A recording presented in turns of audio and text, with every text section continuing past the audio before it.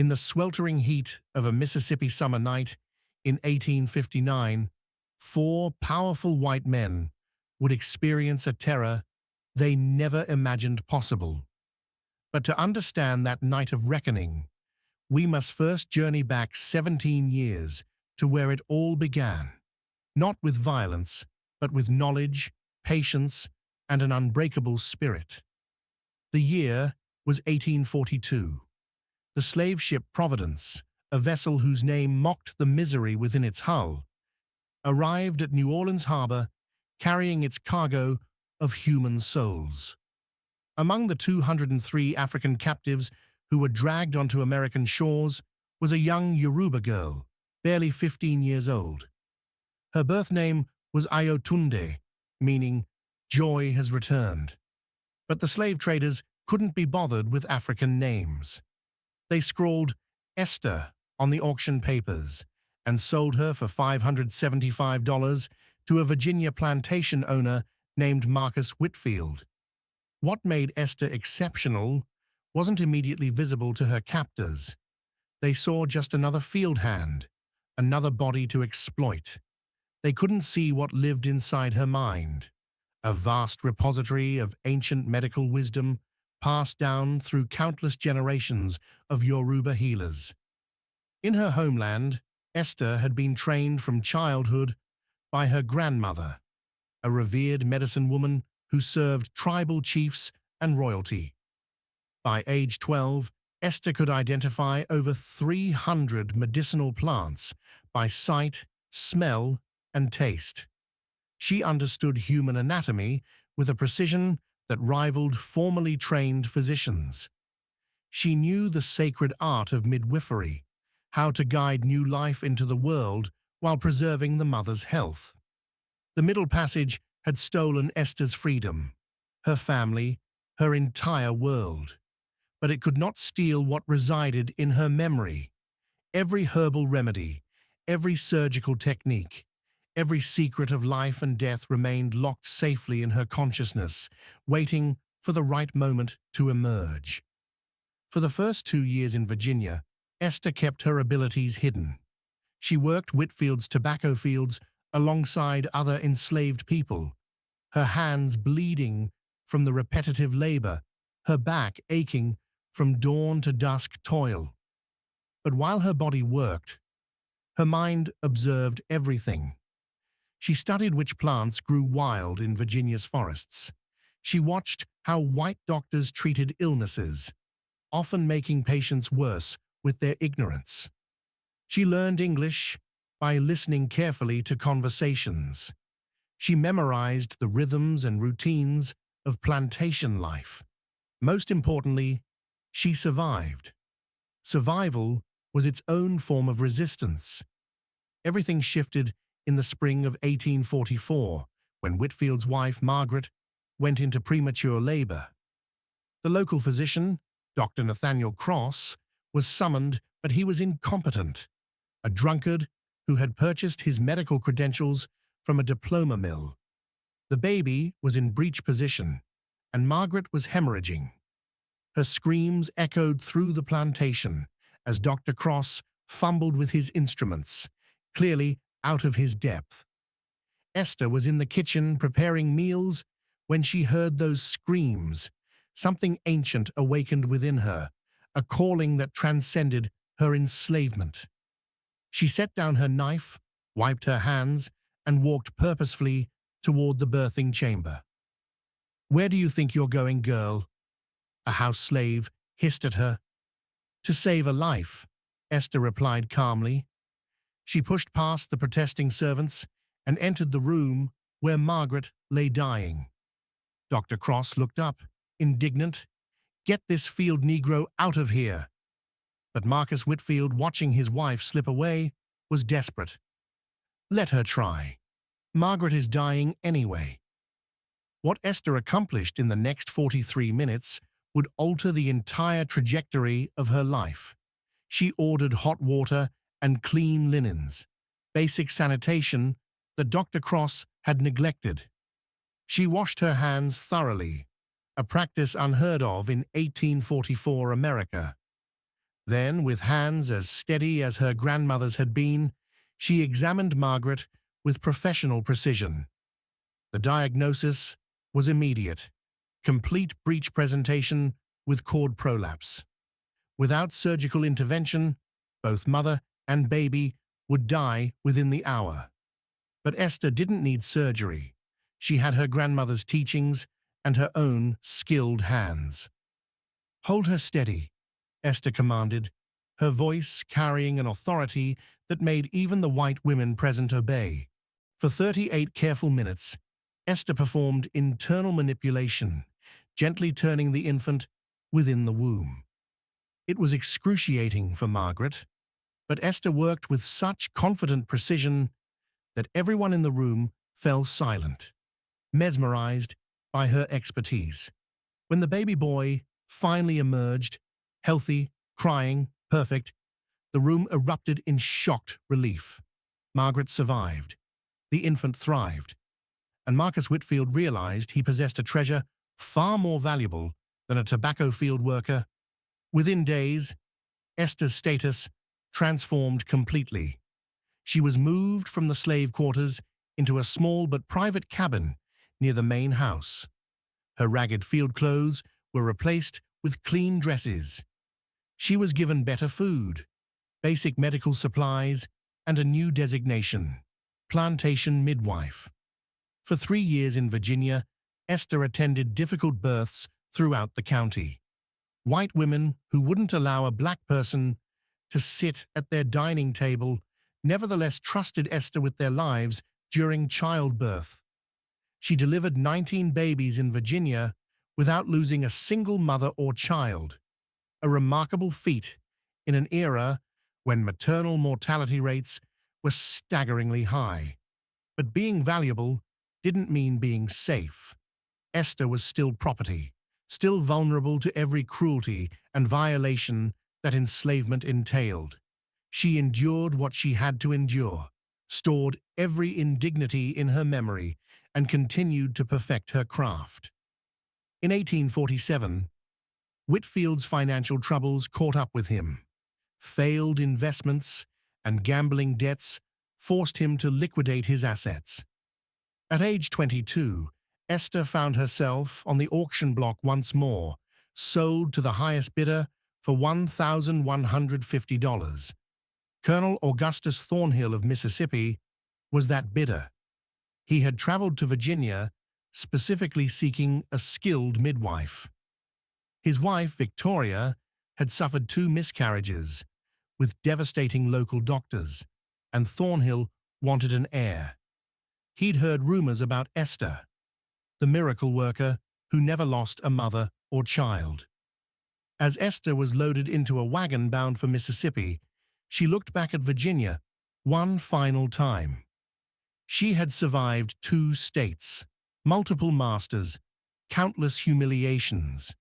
Her knowledge had kept her alive, but it had also made her valuable, and therefore permanently enslaved. As long as she was useful, she would never be free. But usefulness, Esther was beginning to understand, was a double-edged blade. It could protect, but it could also trap. It could save lives, but it could also take them. The journey to Mississippi took 3 weeks. Esther traveled in a wagon with 5 other newly purchased slaves, all bound for Thornhill Plantation. The landscape changed as they moved south. The forests grew denser, the heat more oppressive, the air thick with humidity and the scent of cotton blossoms. Thornhill Plantation sprawled across 2,800 acres in Covington County, about 25 miles south of Jackson. King Cotton reigned supreme here. 234 enslaved people labored in those fields, producing 380 bales of cotton annually. Each bale sold for approximately $70 at market, generating enormous wealth for the Thornhill family. The plantation itself was designed to intimidate and impress.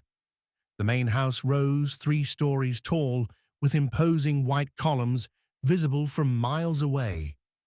a Greek revival monument to wealth extracted from human suffering. Behind the grand house stretched endless cotton fields, row after row of white bowls, waiting to be picked by hands that bled from the sharp husks. The enslaved people lived in 40 cramped cabins, arranged in neat rows behind the fields. Between the great house and the quarters stood various outbuildings: the overseer's residence, the cotton gin, the blacksmith's forge, the stables, and a small medical cabin that would become Esther's domain. The hierarchy at Thornhill Plantation was brutally enforced. Colonel Augustus Thornhill ruled with absolute authority. His word was law over every soul on his land. His wife Victoria managed the household slaves with cold efficiency.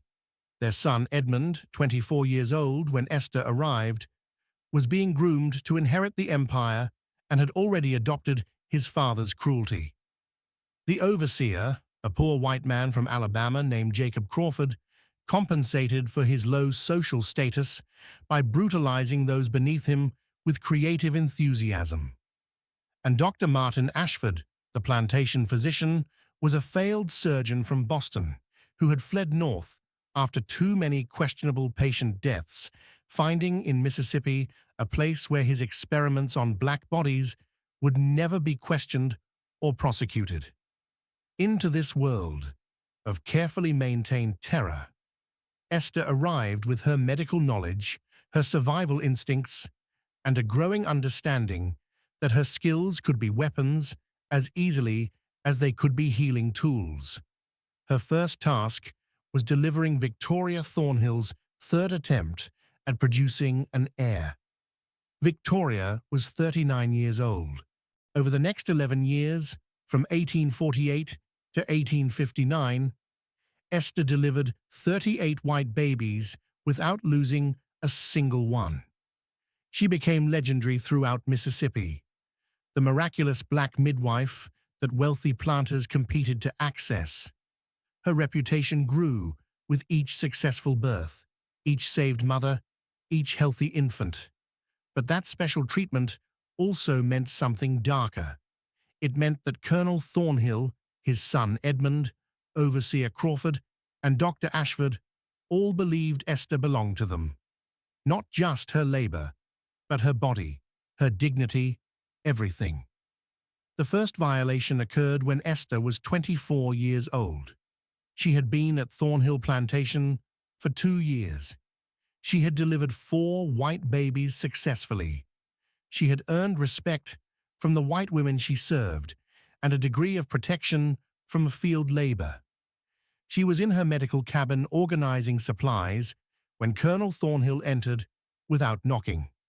Esther knew immediately why he had come. She had seen that expression before, on the slave ship in Virginia, in the eyes of white men who viewed black women as objects rather than human beings. She tried to speak. "Master Thornhill, I have work to—" "You have whatever work I assign you, girl." What happened next lasted 9 minutes.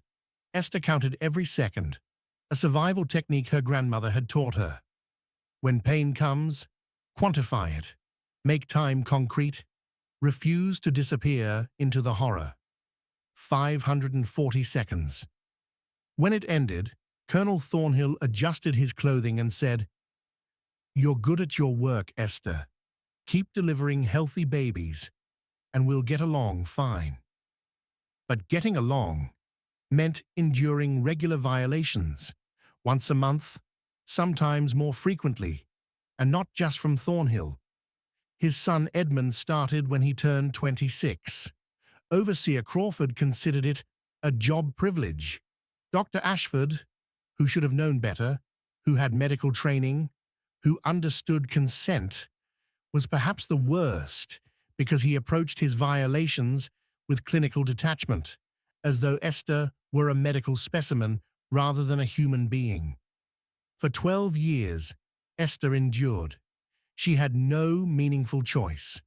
Resistance meant death, or sail to the brutal sugar plantations of Louisiana, where life expectancy was measured in years, or sail to a breeding farm where she would be reduced to nothing but reproductive capacity.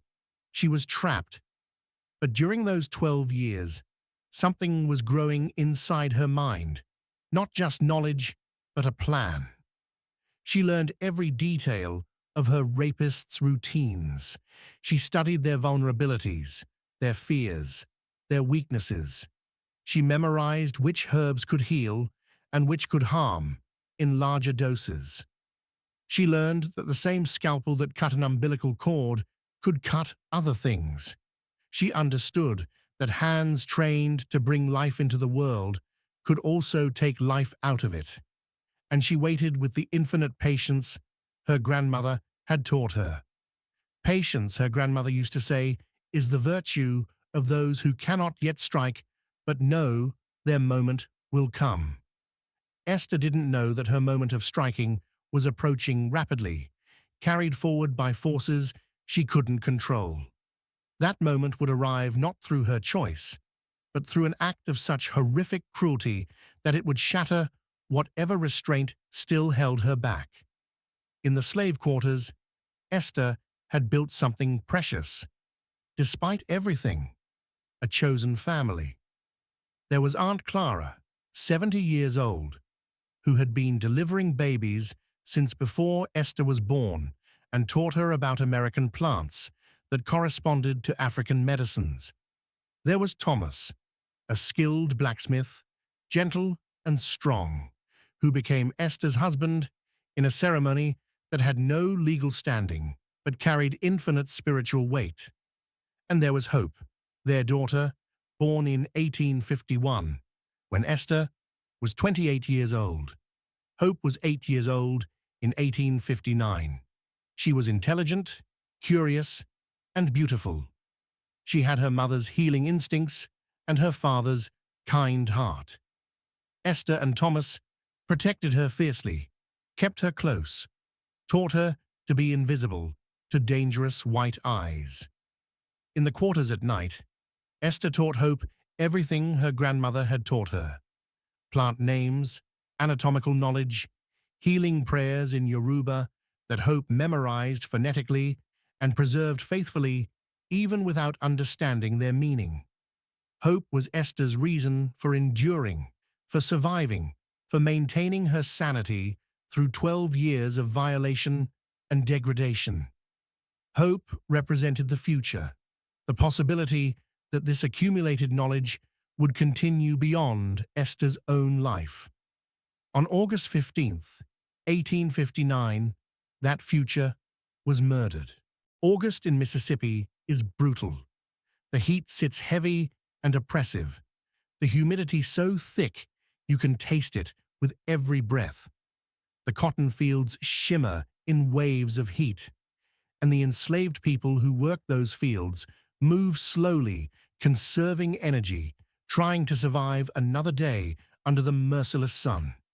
August 15th, 1859, started like any other day at Thornhill Plantation. Esther rose before dawn, as she always did, and checked on a pregnant woman in the quarters who was nearing her time. She prepared herbal remedies for various ailments: a tea for fever, a poultice for infected wounds, a tonic for exhaustion. Hope, her 8-year-old daughter, followed her mother around the cabin, asking questions about every plant, every preparation, every technique. "Mama, why does this one smell bitter, but that one smells sweet? Mama, how do you know how much to use? Mama, can I help?" Esther answered every question patiently, treasuring these moments of teaching, these hours when she could pass her knowledge to her daughter just as her grandmother had passed it to her. "You're going to be a great healer one day," Esther told Hope that morning, brushing her daughter's hair. "Even greater than me." "As great as your grandmother?" Hope asked, her eyes wide with wonder. "Maybe even greater," Esther replied, kissing her daughter's forehead. It was the last normal morning they would ever share.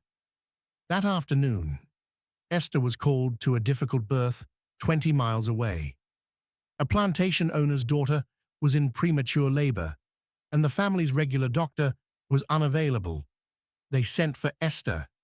She was the best midwife in 3 counties, after all. "I'll be back tomorrow evening," Esther told Thomas and Hope. "Be safe. Stay close to the cabin." "We will, Mama," Hope promised, hugging her mother tightly. Thomas was working at the blacksmith forge, repairing tools for the upcoming harvest. Hope was supposed to stay with Aunt Clara, but she asked if she could work in her mother's medical cabin instead, organizing herbs the way Mama had taught her. "All right," Thomas agreed, "but stay inside the cabin. Don't go anywhere else."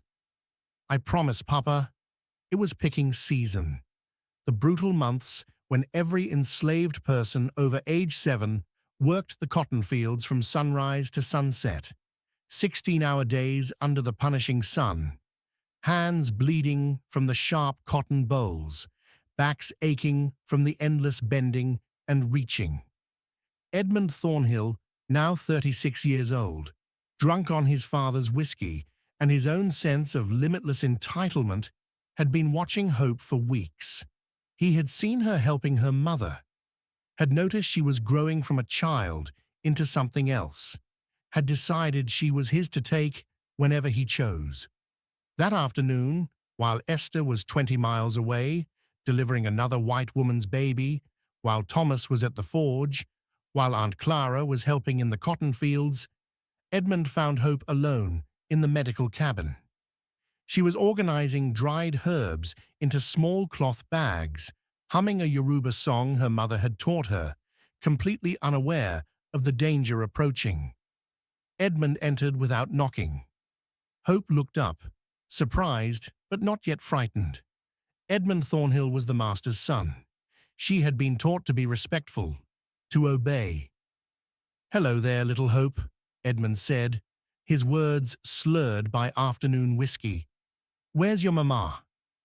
"She's delivering a baby for Master Harrison's daughter," Hope answered politely. "She'll be back tomorrow." "Tomorrow?" Edmund repeated, closing the cabin door behind him. "That's a long time from now." Hope felt the first flutter of real fear when Edmund locked the door from inside. What happened in that cabin over the next 90 minutes is almost unbearable to recount. The details are too brutal, too horrific to describe fully, but what matters is this. Edmund Thornhill, a 36-year-old white man, brutalized an 8-year-old child with such savage cruelty that her small body couldn't survive it. When Thomas came looking for his daughter at dusk, he found the cabin door locked from the inside. He called Hope's name. No answer. He called louder, panic rising in his chest. Still, no answer. He broke the door open. Hope was on the floor in a pool of blood. She was conscious, barely. Her eyes found her father's face, and she whispered, "Papa." Thomas gathered his daughter in his arms, his heart shattering into pieces. He carried her to Aunt Clara's cabin, where the old woman took one look at Hope's injuries and began crying. "Get every herb we have," Thomas commanded, his voice breaking. "Everything Esther keeps for healing. Everything." They tried. God knows they tried. Aunt Clara used every remedy she knew. Other women from the quarters came and added their knowledge. They packed wounds with healing plants. They made Hope drink strengthening teas. They prayed over her in Yoruba and in English and in languages that had no words, just grief. But Hope's injuries were too severe. Her small body was too damaged. Internal bleeding that no herb could stop. Trauma that no prayer could heal. She lived for 4 more hours, long enough for Esther to return. Esther arrived at Thornhill Plantation just after sunset, exhausted from the 20-mile journey and the successful but difficult delivery. She headed straight for her cabin, eager to see Hope and Thomas, to tell them about the birth she had attended. But the cabin was dark and empty. A cold dread settled in Esther's stomach. She walked quickly to Aunt Clara's cabin, where she saw a crowd gathered outside, heard the sounds of weeping. She started running. Inside Aunt Clara's cabin, Thomas was holding Hope, rocking her gently. Aunt Clara and several other women surrounded them, crying softly. Hope's dress was soaked with blood. Her face was pale, her breathing shallow. "No," Esther whispered, dropping her medical bag. "No, no, no." She fell to her knees, beside her daughter. Hope's eyes fluttered open. "Mama," Hope whispered, her voice barely audible. "I'm here, baby. Mama's here." Esther took Hope's small hand in hers, feeling how cold it was. "It hurt, Mama," Hope whispered. "It hurt so much." "I know, baby. I know." Tears streamed down Esther's face. "You're going to be okay. Mama's going to fix this." But Hope's eyes were losing focus. Her breathing was becoming more labored, more desperate. "Mama, teach me the healing prayer." Esther began chanting in Yoruba, the ancient healing prayer her grandmother had taught her, the one she had taught Hope just that morning. Hope's lips moved, trying to repeat the words, but no sound came out. "I love you, Hope," Esther whispered urgently. "I love you so much." Hope's eyes focused on her mother's face, one last time. "Love you too, Mama." And then she was gone. The exact time was 8:17 p.m. on August 15th, 1859. Esther held her daughter's body until midnight. She didn't scream. She didn't cry out loud. She didn't speak. She just held Hope, rocking her gently, humming the Yoruba lullabies her grandmother had sung to her as a child. Thomas tried to comfort his wife, but Esther was somewhere beyond comfort. Aunt Clara tried to pray, but Esther was somewhere beyond prayer. The other women from the quarters sat in silent witness to a mother's grief that had no adequate expression in any human language. At midnight, Esther gently laid Hope's body down. She stood up slowly, her legs stiff from hours of kneeling. She walked outside into the night air. The main house was lit with lanterns. Through the windows, she could see Edmund Thornhill moving around, probably drinking more whiskey, certainly not suffering any consequences for what he had done. She looked at the overseer's house where Crawford lived. She looked at the cottage where Dr. Ashford resided. She looked at the master bedroom where Colonel Thornhill slept beside his wife. In that moment, something broke inside Esther. Or perhaps something was finally fully born. Something that had been growing for 12 years of violations, for 24 years of enslavement, for all the accumulated rage and grief and injustice that no human being should have to contain. She walked back into Aunt Clara's cabin. She looked at her daughter's body one more time. Then she walked to her medical cabin and sat down at her small desk. She lit a candle. She opened her notebook, where she kept records of births, treatments, and herbal preparations. On a fresh page, she began writing in small, precise letters. Not a list of herbs or medical procedures this time. A different kind of list. 4 names: Colonel Augustus Thornhill, Edmund Thornhill, Jacob Crawford, Dr. Martin Ashford. Beside each name, she wrote detailed notes, daily routines, vulnerabilities, habits, locations, timing, weaknesses. If you feel rage right now reading this, you should. This was real. These horrors happened on American soil, protected by law, sanctioned by society. Hope was one of thousands of enslaved children, violated and murdered with complete impunity, most without names preserved, without stories remembered. Esther's story survives because of what came next. But for every Esther who found a way to fight back, there were countless others who couldn't, who died in silence, who disappeared into unmarked graves. Esther didn't die in silence. For the next 5 weeks, from August 15th to September 21st, 1859, Esther planned the most meticulously executed act of revenge in Mississippi history. The first decision was the most crucial: method of justice. Esther was not interested in quick deaths. Quick was too merciful for what these men had done. They had 2-hour vulnerability window.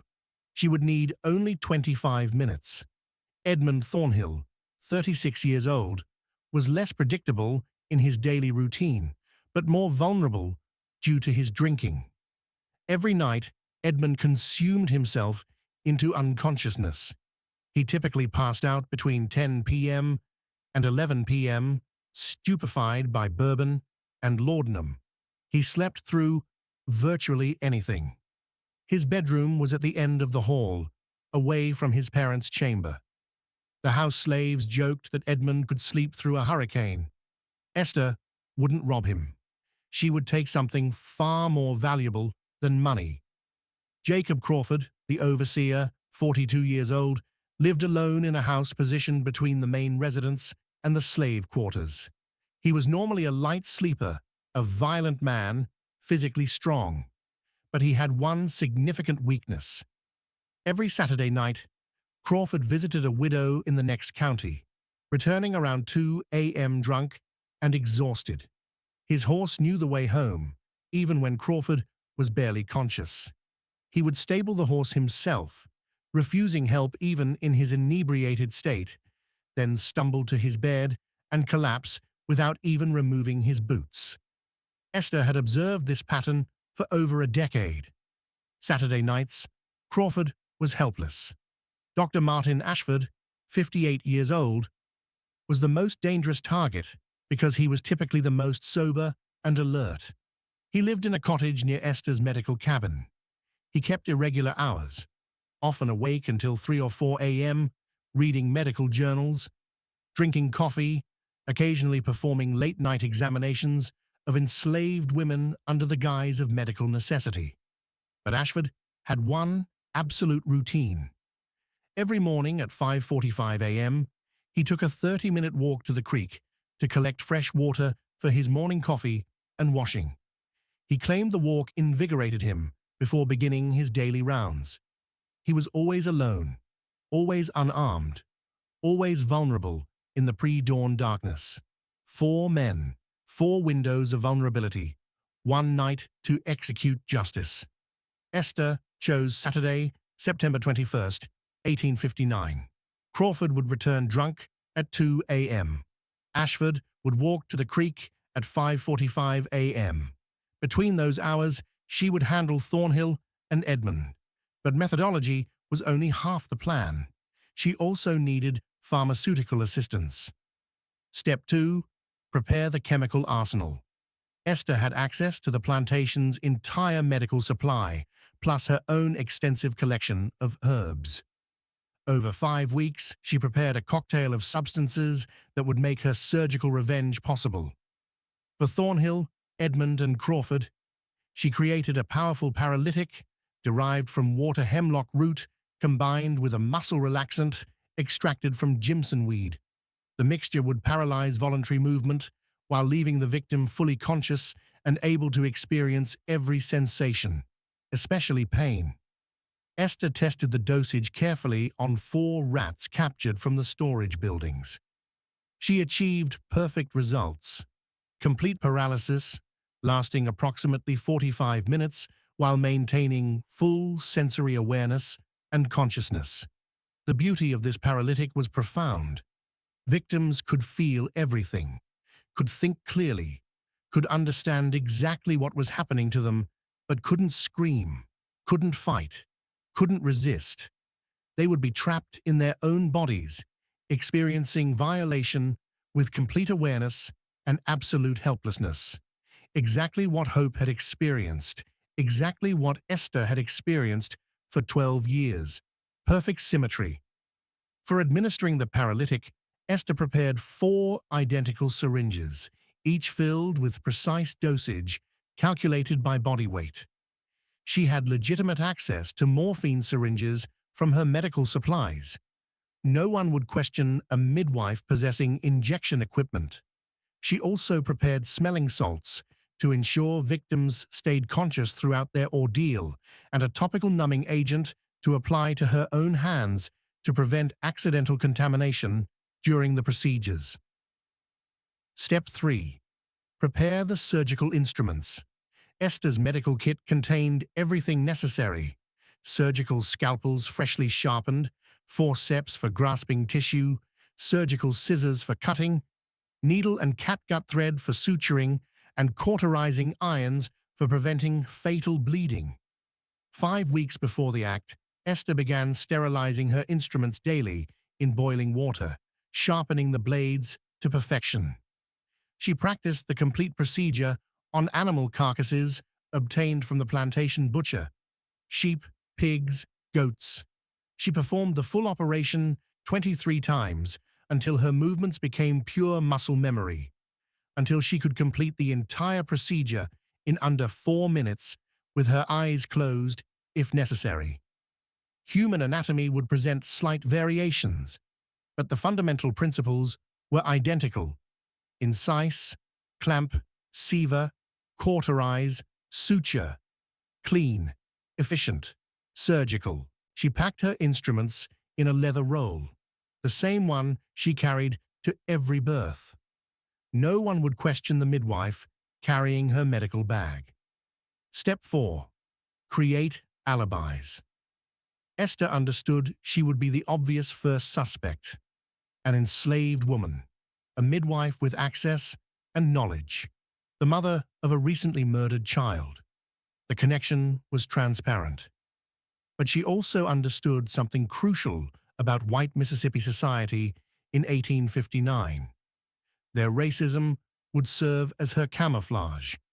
They literally could not conceive that a black woman possessed the intelligence to plan and execute such a sophisticated act. Their assumption of black inferiority would protect her, at least initially. Still, she needed plausible alibis for each location. For Colonel Thornhill, she would discover him at 3:15 p.m. during her scheduled check of medical supplies in the main house, a routine task. For Edmund, she would be checking on Victoria, who had complained of headaches that afternoon. Multiple house slaves could confirm Esther had been asked to prepare a remedy. For Crawford, she would be collecting medicinal water from the creek at dawn when she found him. Enslaved people fetching water at odd hours was completely normal. For Dr. Ashford, she would be meeting him for their scheduled early morning consultation about a pregnant slave woman's condition. They had such meetings regularly. Every alibi was plausible. Every alibi placed her near the scene for legitimate medical reasons. Step 5. The escape plan. Esther had no illusions. Even with perfect execution and solid alibis, suspicion would eventually fall on her. The pattern was too obvious. 4 men, all connected to one enslaved woman, all mutilated in one night, using surgical precision. She needed to disappear. For 5 weeks, Esther secretly gathered supplies: dried food that wouldn't spoil, a warm blanket, a sharp knife, matches, and money she had saved over years. $294 in coins, hidden in a secret pocket she sewed into her traveling dress. She also made contact through the underground network that existed among enslaved people with a station of the Underground Railroad located 34 miles north in Jackson, in the basement of a freed blacksmith named Samuel Freeman. The password was Hope's Justice. Esther memorized the route. Follow the creek north until it met the Pearl River. Follow the Pearl River northeast to Jackson. Ask for Samuel Freeman at the African Methodist Episcopal Church. If she could reach Freeman, she could reach the north. She could reach freedom. But first, she had to deliver justice. On September 20th, the night before the act, Esther couldn't sleep. She lay on her small cot in the cabin she had shared with Thomas and Hope. Hope's blanket still carried her scent. Thomas was required to sleep near the stables during harvest season, leaving Esther alone with her grief and her plans. She allowed herself one final moment of pure, unguarded sorrow. She cried silently, her body shaking with sobs that had no sound, her heart breaking with each breath. She whispered Hope's name like a prayer. She whispered promises in Yoruba that her grandmother had taught her. Promises for the dead, promises for justice, promises for remembrance. Then she stood, washed her face in cold water, and packed her medical bag with surgical precision. At midnight, she walked to the small plot behind the quarters where Hope was buried. The grave was marked with a wooden cross Thomas had carved with his blacksmith's tools. Esther knelt beside the grave. "Baby girl," she whispered to the earth, "Mama is going to make this right. They think they can take everything from us and face no consequences. They're wrong. Tomorrow they'll understand what happens when they push a mother too far. Tomorrow they'll learn that enslaved doesn't mean powerless." She placed both hands flat on the earth above Hope's body. "This is for you. All of it. Every cut, every minute of their suffering, every second of their terror. This is your justice, Hope. Your mama promises." Esther stood, brushed the dirt from her dress, and walked back to her cabin with steady steps.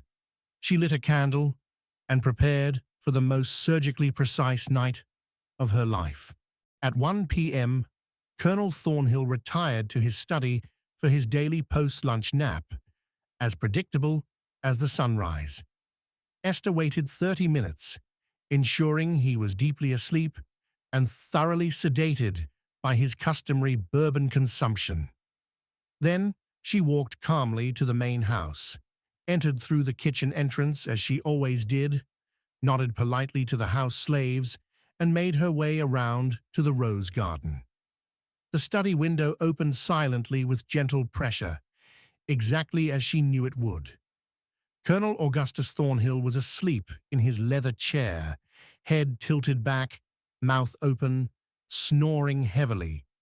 He wore his usual afternoon attire, white linen shirt, brown trousers, suspenders. His hands were folded across his considerable belly.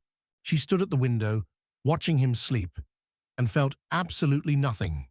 No fear, no hesitation, not even anger anymore, just cold, surgical determination. She stepped silently through the window, closing it behind her.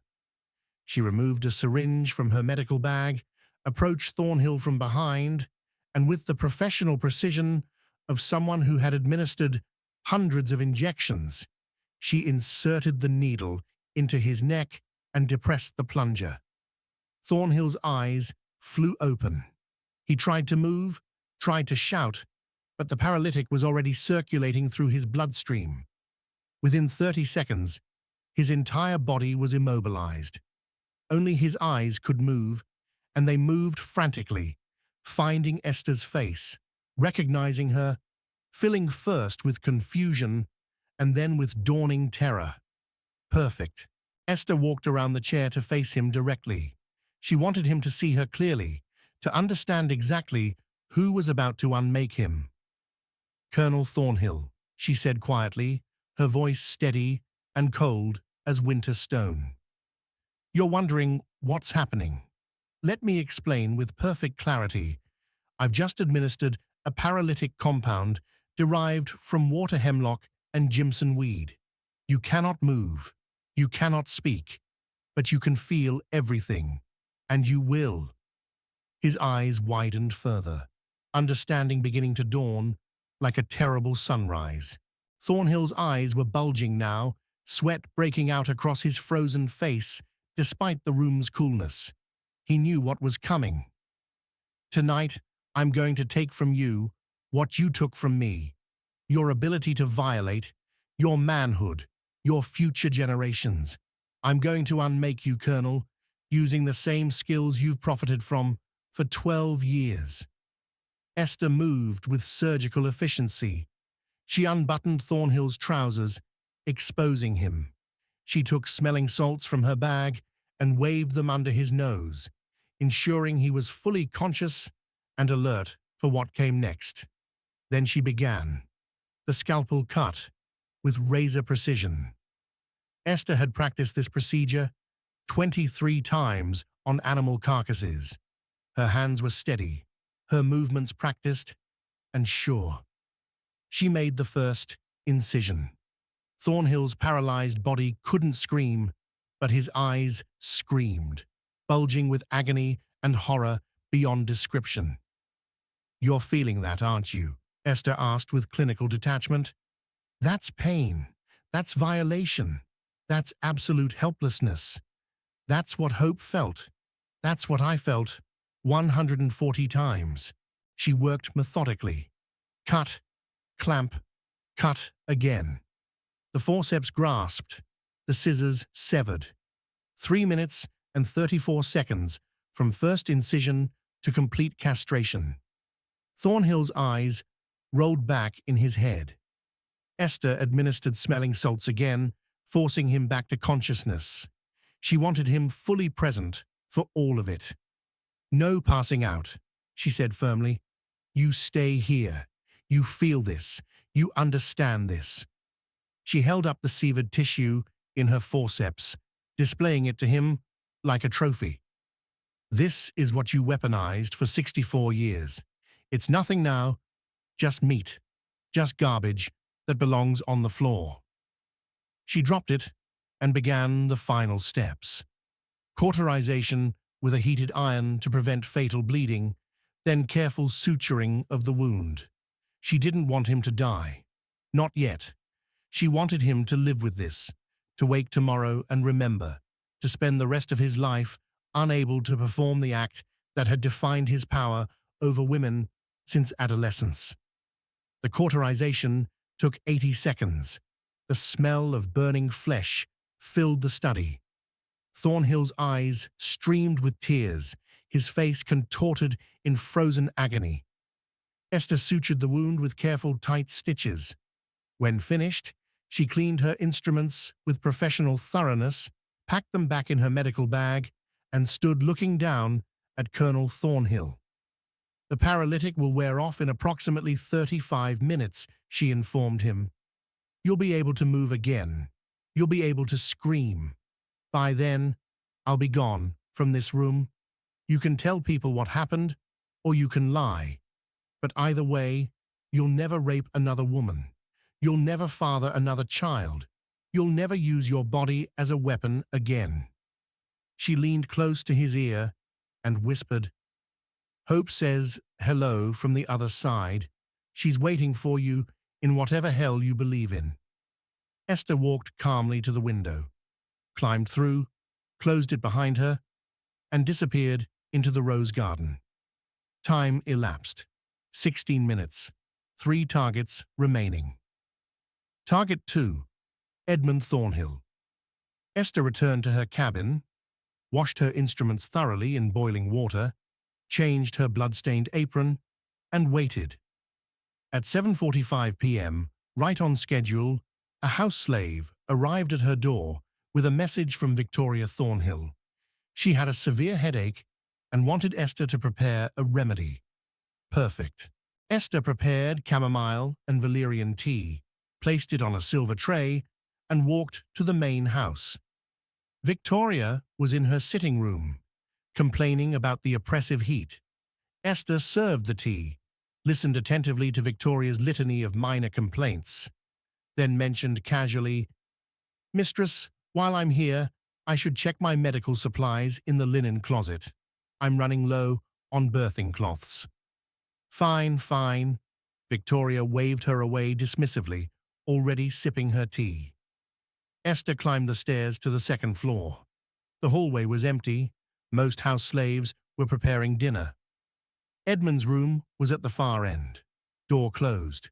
Esther knocked softly. No answer. She opened the door. Edmund Thornhill was passed out on his bed, fully clothed, reeking of bourbon and sweat. A half-empty bottle sat on his nightstand. He was snoring heavily, completely insensate. That was about to change permanently. Esther approached the bed, removed the second syringe from her medical bag, and injected the paralytic into Edmund's neck. His eyes opened slowly, confused and blurry. He saw Esther standing over him and tried to speak, but his tongue was already paralyzed. He tried to move his arms, but his limbs wouldn't respond. Panic flooded his eyes. "Hello, Edmund," Esther said softly. "Do you remember me?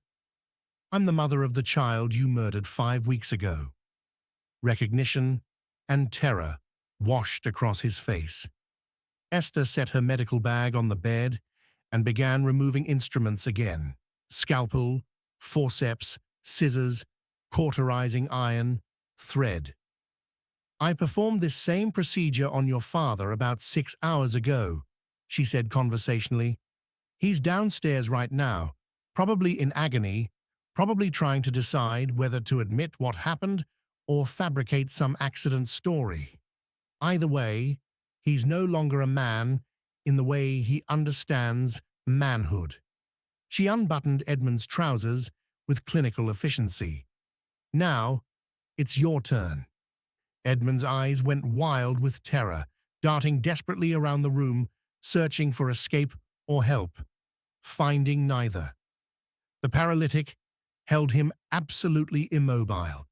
"Hope screamed when you hurt her," Esther said, her voice steady.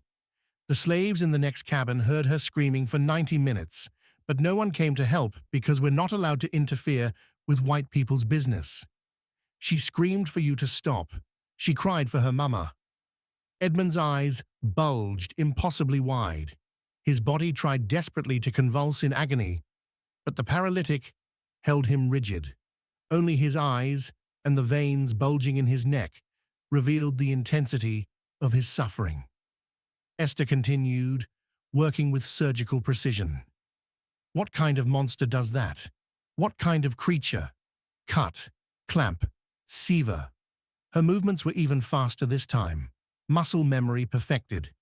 2 minutes and 58 seconds from first incision to complete castration.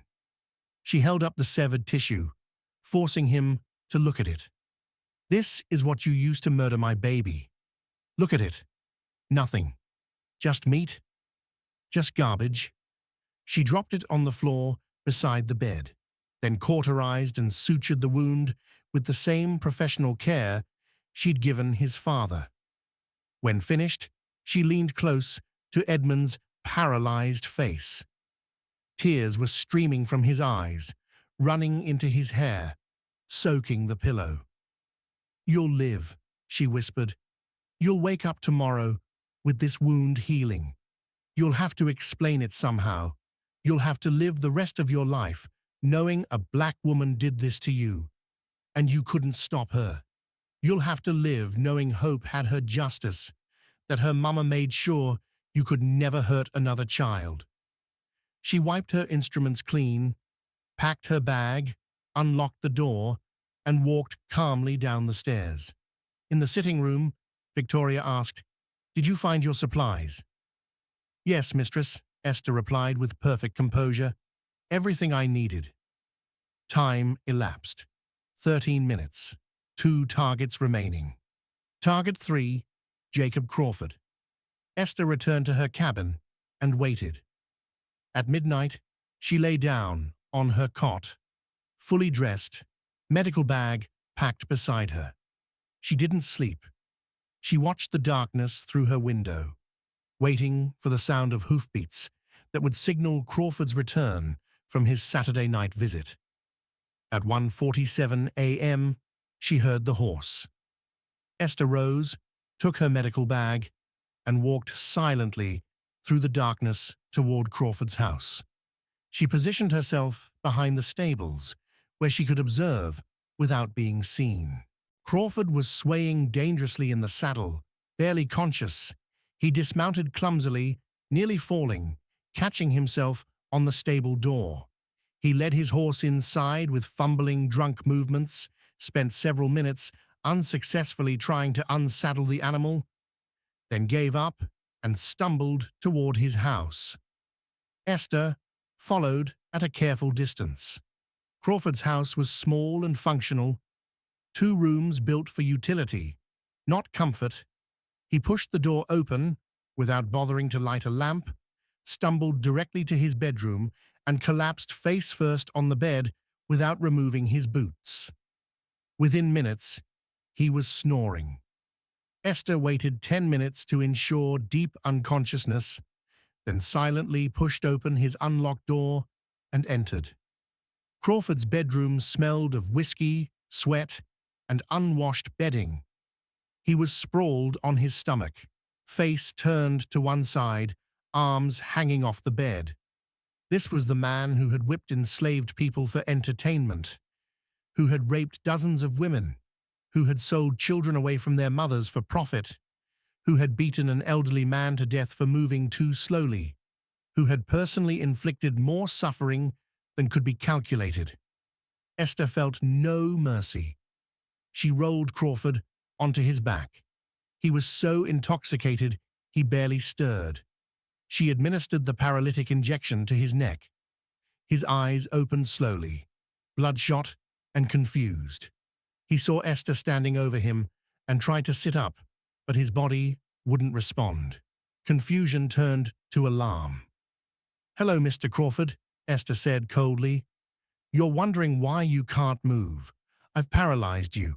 You're completely helpless right now. Helpless like all the people you've hurt over the years." Understanding and fear flooded his eyes. "I'm Esther. You've raped me 19 times over the past 12 years. You whipped my husband Thomas for speaking back to you. You sold 3 women from my cabin to a breeding farm last year." She set her medical bag on the small table beside his bed and removed her instruments. "Tonight, I castrated Colonel Thornhill and his son Edmund. Now, it's your turn." Crawford's eyes went wide with terror. He tried frantically to move, to fight, but the paralytic held him absolutely immobilized. Esther unbuttoned his trousers. "You used violence and rape to feel powerful your entire life because you're poor white trash, and that's the only power you had. Hurting people weaker than you, especially black people, especially black women." First incision. Crawford's body tried to convulse in agony. The paralytic prevented movement, but couldn't prevent the pain. His eyes rolled back, veins bulging dangerously in his neck and forehead. "How does it feel?" Esther asked calmly, continuing her surgical work. "To be completely helpless while someone cuts into you, to feel pain and not be able to fight or scream or escape. Cut, clamp, sever. 2 minutes and 43 seconds. She was getting faster with each procedure. "This is what every woman you raped felt," Esther said, holding up the severed tissue. "Helpless, violated, powerless." She dropped it on the floor and began cauterization. The smell of burning flesh filled the small bedroom. Crawford's paralyzed face was a mask of pure agony, sweat pouring, tears streaming, silent screaming visible in every frozen muscle. Esther sutured the wound with careful precisions, then cleaned her instruments and repacked her bag. "You'll live," she told him. "The paralytic will wear off in about 20 minutes. You'll be able to move again. You'll be able to scream, but you'll never hurt another woman, never father a child, never feel like a man again." She leaned close to his ear. "Hope was 8 years old when Edmund Thornhill raped and killed her. You heard her screaming from your house, and you did nothing. You could have stopped it. You didn't. So this is for all of us, all the women, all the children, all the people you hurt." Esther walked out of Crawford's house into the pre-dawn darkness. Time elapsed, 10 minutes, 1 target remaining. Target 4, Dr. Martin Ashford. Esther had 3 hours before Ashford would take his morning walk to the creek. She returned to her cabin, washed her instruments one final time in boiling water, and prepared for the final act. At 5:30 a.m., the plantation was still dark and quiet. Dawn wouldn't break for another 30 minutes. Esther positioned herself along the path to the creek, hidden in thick brush, medical bag at her feet. At 5:43 a.m., Dr. Ashford emerged from his cottage, carrying a bucket, walking briskly toward the creek. He was whistling softly, completely unaware. Esther stepped out onto the path directly in front of him. Ashford jumped, startled. "Esther! Good Lord, you nearly gave me a heart attack. What are you doing out here at this hour?" "Good morning, Dr. Ashford," Esther said calmly. "I need to speak with you about a medical matter. A pregnant woman in the quarters with unusual symptoms." This was normal. They had such consultations regularly. "Can it wait until after breakfast?" Ashford asked, annoyed at the interruption. "I'm afraid not. She's in considerable distress." Ashford sighed. "Very well. Let me fetch my medical bag from my cottage, and I have everything we need right here," Esther said, holding up her own medical bag. "If you'll just step off the path, I can show you my notes." Ashford followed her a few feet into the woods to a small clearing. "Now, what seems to be—" Esther injected the paralytic into his neck before he finished the sentence. Ashford's eyes widened in shock. He tried to speak, to move, but his body was already shutting down. He collapsed backward, unable to control his fall, landing hard on the ground. Esther stood over him, looking down without emotion. "Dr. Ashford," she said quietly, "you're a physician. You took an oath to do no harm, and yet you've hurt so many people. Medical experiments on enslaved people without anesthesia, raping women under the guise of medical examinations, dissecting live tissue because you knew nobody would stop you." Ashford's eyes were wide with fear and understanding. "I trusted you," Esther continued. "You were a doctor. You were supposed to help people, but you raped me 14 times over 12 years. You told me it was medical necessity. You said I should be grateful you were gentle." She knelt beside his paralyzed body and began removing her instruments. "I castrated 3 men tonight," she said conversationally. "Colonel Thornhill, Edmund, and Crawford. You're the last one, the final piece of justice."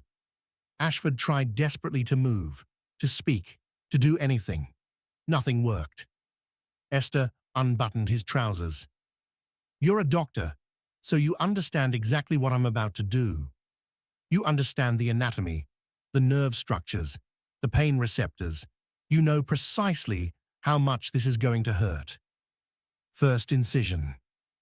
Ashford's eyes bulged impossibly wide. His medical knowledge made it worse.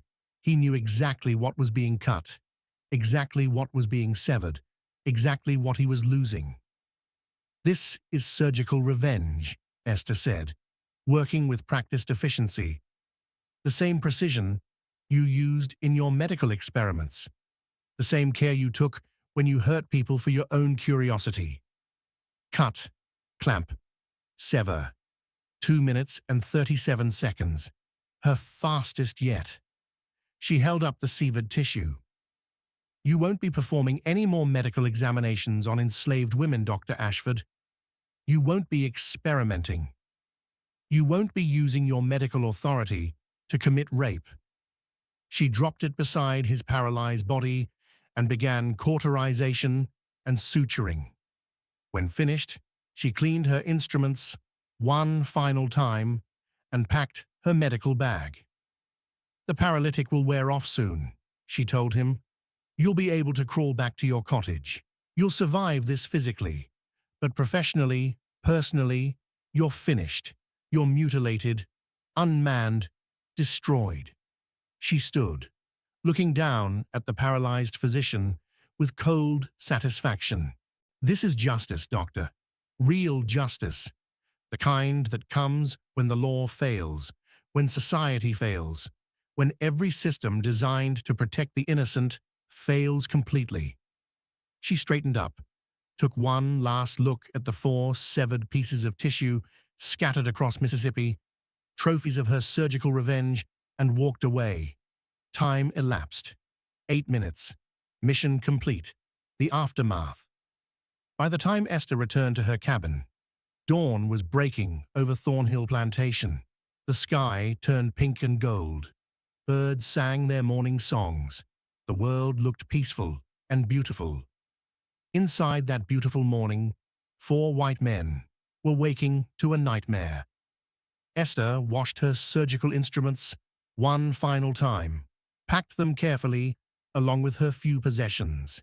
She changed into her traveling dress with the hidden pockets containing food, money, and supplies.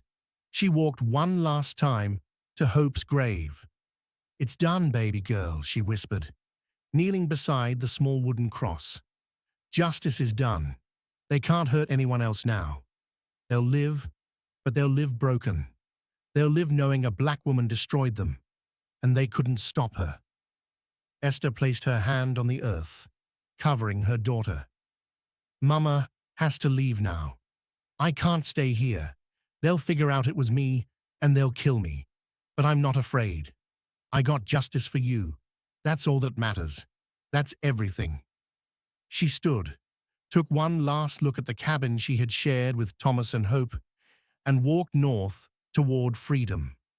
The first person to discover the carnage was a house slave named Betty, who brought Colonel Thornhill his morning coffee at 7 a.m. She found him in his study, conscious now, curled on the floor, moaning in agony. The room smelled of blood and burned flesh. Betty screamed. Within minutes, the main house erupted in chaos. Victoria came running, saw her husband's condition, and fainted. Other slaves were summoned. Someone ran for Dr. Ashford, but Ashford wasn't in his cottage. They found him an hour later, crawling back from the creek, leaving a trail of blood, mutilated and broken. Edmund was discovered in his bedroom. Same condition as his father. By 8 a.m., when slaves went to fetch the overseer Crawford, they found him as well, conscious now, screaming obscenities and death threats, but unmanned and helpless.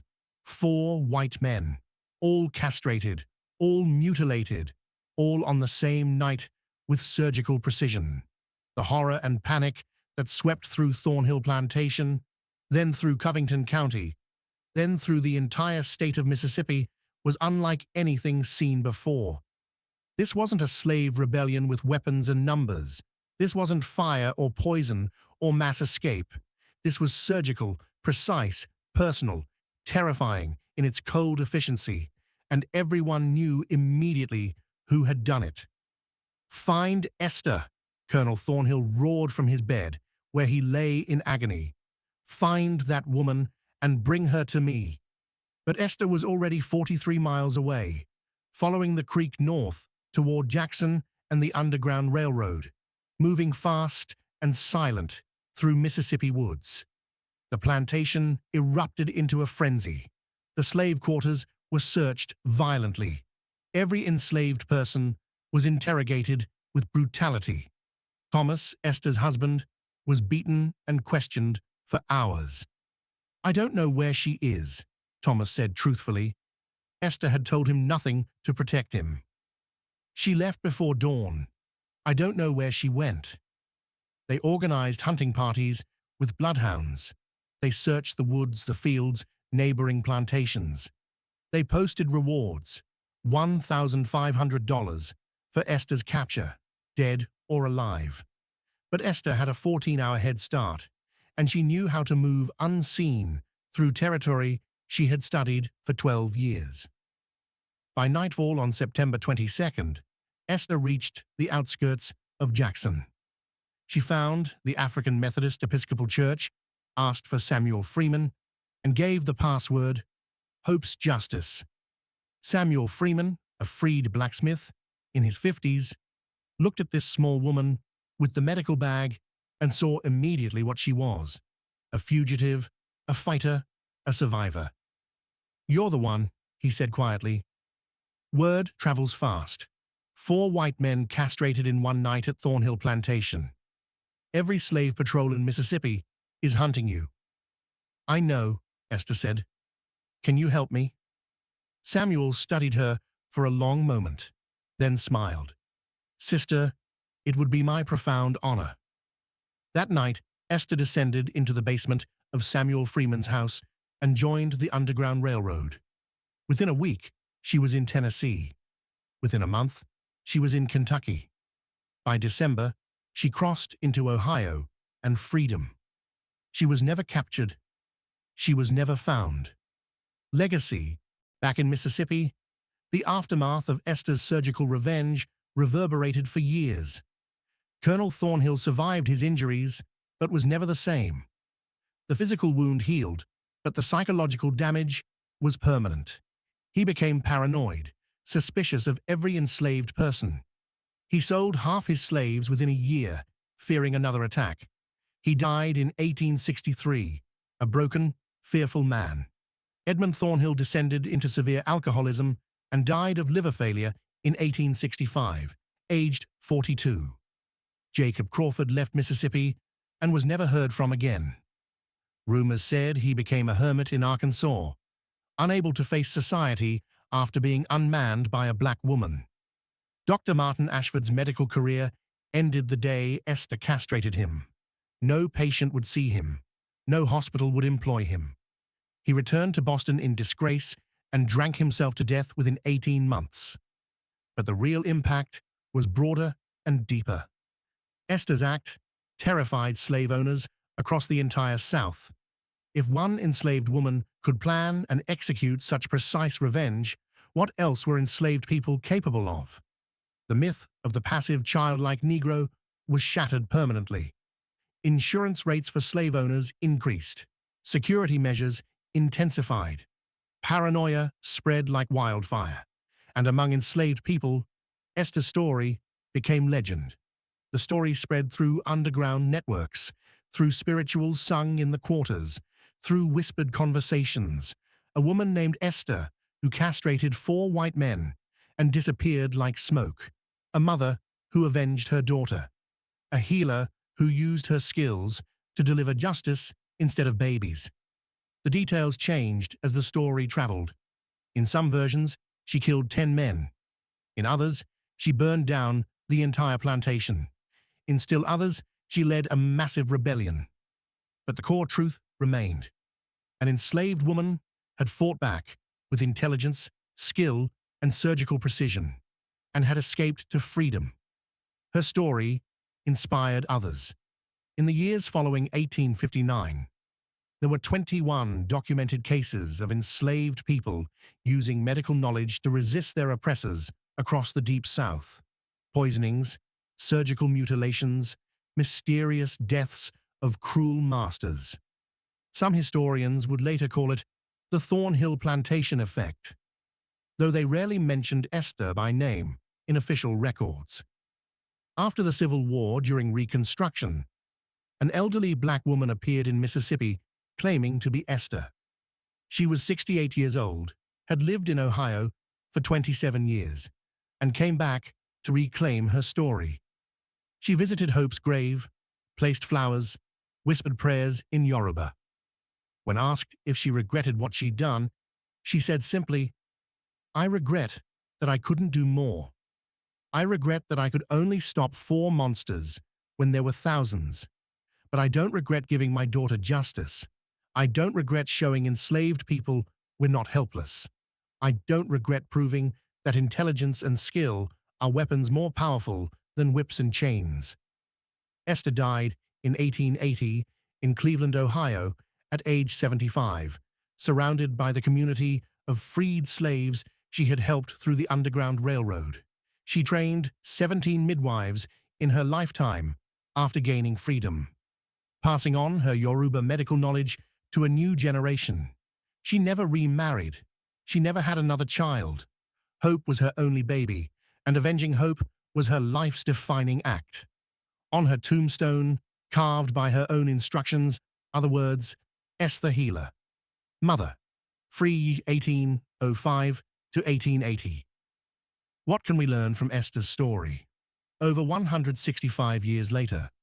First, intelligence and knowledge are the most powerful weapons against oppression. Esther didn't need guns or armies. She used skills her grandmother taught her, medical training gained through saving white lives, and turned that knowledge into justice. Second, oppression always has limits. Push people too far, take too much, hurt too deeply. Eventually, they push back. Slave owners believed they could do anything without consequences. Esther proved them catastrophically wrong. Third, resistance takes many forms. Not every rebellion is public uprising. Sometimes resistance is quiet, methodical, surgical. Sometimes one person acting with precision changes everything. Fourth, official history lies by omission. Esther's story was erased from most historical records because it was too terrifying for white historians to acknowledge. But the story survived anyway, preserved in oral traditions, in spirituals, in the memories of black communities who understood its importance. Finally, trauma demands acknowledgement and justice. Esther lost 12 years of bodily autonomy and her only child. The legal system offered her no recourse. Society offered her no protection. So she created her own justice. We can debate whether her methods were right or wrong, but we cannot debate whether her pain was real, whether her daughter deserved justice, whether enslaved people had the right to fight back against their oppressors. The scars of slavery persist in America today. Mass incarceration disproportionately affecting Black Americans, police violence continuing, economic inequality following the same geographic patterns as slavery. The trauma is generational, passed down through DNA and social structures. Esther's story reminds us that this trauma has always demanded resistance, that Black Americans have never been passive victims, but active fighters for dignity and justice. When you hear about modern movements for racial justice, remember their continuing work that Esther started. When you hear about Black women fighting for bodily autonomy, remember Esther fought the same fight 165 years ago. When you hear about the need for systemic change, remember Esther proved individuals can shake systems to their foundations. Esther's surgical revenge was brutal. It was violent. It was irreversible. But it was also a mother's love transformed into action. It was intelligence weaponized against oppression. It was proof that enslaved didn't mean helpless, that property could think and plan and execute justice with devastating precision. The 4 white men Esther castrated in September 1859 lived the rest of their lives as warnings. Push too far, and someone will push back. Oppression always generates resistance. The fight for justice never ends. It just changes forms. Say her name. Esther, born Ayotunde in Yoruba land, enslaved at 15, midwife, healer, mother, survivor, avenger, free. Remember Hope, 80 years old, whose death sparked one of the most surgically precise acts of revenge in American history. Remember that resistance is as American as oppression, that every act of injustice plants seeds of future rebellion, that systems built on cruelty eventually face people like Esther, who refuse to accept that cruelty as permanent. The fight continues. Different battlefield, same war. The struggle for dignity, for justice, for the radical idea that all human beings deserve to live free from violation and fear. That struggle didn't end in 1865, when slavery was abolished. It continues today, and it will continue until the deep roots of that original sin are finally pulled from American soil. Esther pulled 4 roots in one night. We honor her memory by continuing to pull more, until the soil is finally clean and something new can grow. Remember Esther. Remember hope. Remember that freedom is never given. It's always taken.